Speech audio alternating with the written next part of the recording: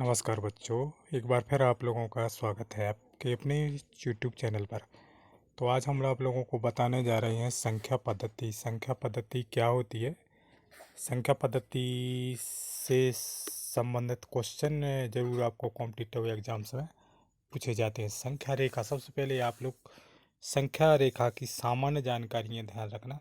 संख्या रेखा क्या होती है? संख्या रेखा से संबंधित क्वेश्चन जरूर आप लोगों को पूछे जाते हैं, टेस्टों में ज़रूर आप लोगों को पूछे जाएंगे। तो ध्यान से वीडियो को अंत तक ज़रूर देखना। सबसे पहले देखो प्राकृत संख्या। सबसे पहले क्या है? प्राकृत संख्या। तो प्राकृत संख्या क्या होती है? प्राकृत संख्या को देखो ध्यान से। प्राकृत संख्या जो एक से शुरू होती है, जो कहाँ से शुरू होती है? एक से शुरू होती है, उसे हम प्राकृत संख्या कहते हैं। प्राकृत संख्या एक जिनको हम गिनते हैं, जिनको हम गिनने में उपयोग करते हैं, उनको प्राकृत संख्याएं बोलते हैं। जैसे 1 2 3 4 5 6 7 8 9 10, ये सब प्राकृत संख्याएं। ध्यान रखना ये प्राकृत संख्या, लेकिन यहाँ पर 1 और 2 के बीच की जो संख्या निकल आएगी तो वो, जैसे मान लो 1/2, 1/2 मतलब 0.5, तो ये प्राकृत संख्या नहीं है। ये क्या है? प्राकृत संख्या नहीं है, ये परिमेय संख्या हो जाएगी। तो प्राकृत संख्या कहाँ से शुरू होती हैं? एक से शुरू होती हैं, एक से शुरू होती हैं। तो एक से जो शुरू होती हैं वो प्राकृत संख्या होती हैं। और पूर्ण संख्या क्या होती हैं? जो शून्य शून्य सम्मिलित हो गया, 0 1 2 3 4। तो पूर्ण संख्या और प्राकृत संख्या में केवल इतना ही अंतर है कि इसमें शून्य सम्मिलित हो जाता है तो पूर्ण हो जाता है। और पूर्णांक, पूर्णांक क्या होता है? उसमें ऋणात्मक और धनात्मक और शून्य सब सम्मिलित हो जाता है, उनको क्या बोलते हैं हम? पूर्णांक। तो पूर्णांक में प्राकृत संख्या भी रहती हैं, पूर्ण संख्या भी रहती है और ऋणात्मक संख्या भी रहती हैं। तो ये पूर्णांक संख्या है 0 से 1 2 3 4 5, और 0 से ऋण 1 ऋण 2 ऋण 3 ऋण 4 है, ऋण 5 जो ऋणात्मक संख्या होती हैं, ये सब पूर्णांक है। तो प्राकृत संख्या है, पूर्ण संख्या है, पूर्णांक और परिमेय संख्या है। आप लोग समझ गए होंगे पूर्णांक तीनों। तो पूर्ण प्राकृत कहाँ से शुरू होती हैं? एक से। ये है संख्या रेखा। संख्या रेखा में 1 2 3 ये अनंत तक, ये क्या है? प्राकृत संख्या है। और जहाँ 0 सम्मिलित हो जाता है उसको क्या बोलते हैं हम? इसको पूर्ण। और पूर्णांक ऋण 1 ऋण 2 ऋण 3, ये सब क्या हो जाती हैं? पूर्णांक। इनको बोलते हैं हम पूर्णांक। पूर्णांक। तो ये आप लोग समझ गए होंगे, प्राकृत संख्या है, पूर्ण संख्या है, पूर्णांक। अब उसके बाद परिमेय संख्या है। तो परिमेय संख्या क्या होती है? जिनको हम P/Q के रूप में व्यक्त कर सकते हैं। जैसे 2 को हम 2/1 लिख सकते हैं 3/5, 1/2, 7/4, ये सब क्या है? परिमेय संख्या है। ये सब क्या है? परिमेय संख्या। इनको हम पॉइंट में भी लिख सकते हैं 0.2। तो ये सब परिमेय संख्या है। परिमेय संख्या है जिनको हम P/Q के रूप में व्यक्त कर सकते हैं। तो परिमेय संख्या जैसे प्राकृत संख्या है, सब परिमेय संख्या है। जैसे 2/1 3/1, इनको हम बटे 1 लिख दो तो ये परिमेय संख्या बन जाती है।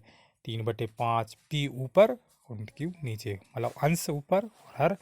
या हम इसको ऐसी डेफिनेशन लिख सकते हैं जिनको हम अंश और हर के रूप में व्यक्त कर सकते हैं उनको क्या बोलते हैं हम? परिमेय संख्याएं। और अपरिमेय क्या होती है? अपरिमेय संख्याएं जिन्हें हम P/Q के रूप में व्यक्त नहीं कर सकते। जैसे करनी 2 है, करनी 3 है, करनी 5 है, पाई है, ये सब क्या है?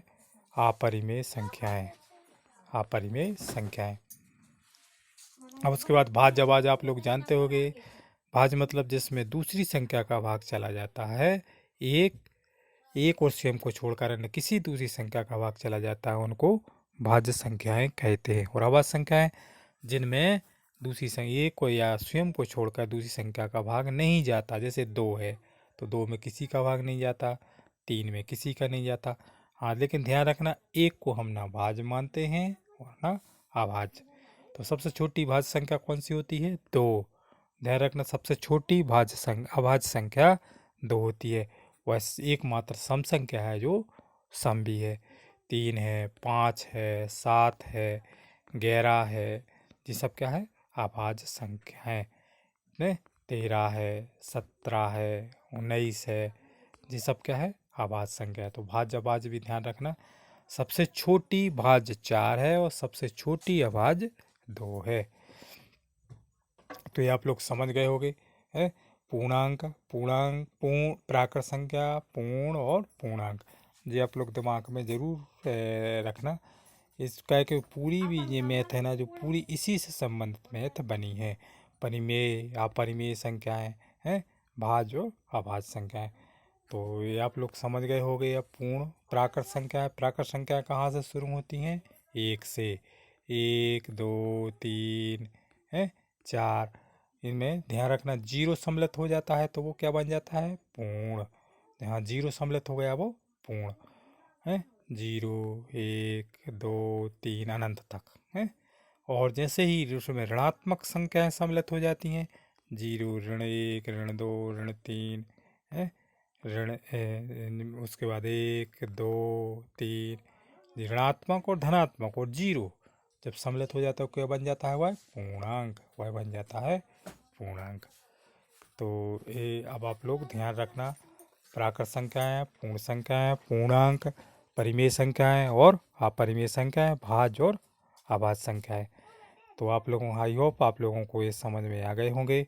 अब अगले वीडियो में से संबंधित जो टेस्टों में क्वेश्चन आते हैं परिमेय संख्याओं, पूर्ण संख्याएं, प्राकृत संख्याएं, पूर्णांक से संबंधित और करनी से संबंधित क्वेश्चन भी हम अगले वीडियो में आप लोगों से बात करेंगे। तो अगर वीडियो अच्छा लगा हो तो लाइक और शेयर ज़रूर करना। वीडियो देखने के लिए धन्यवाद।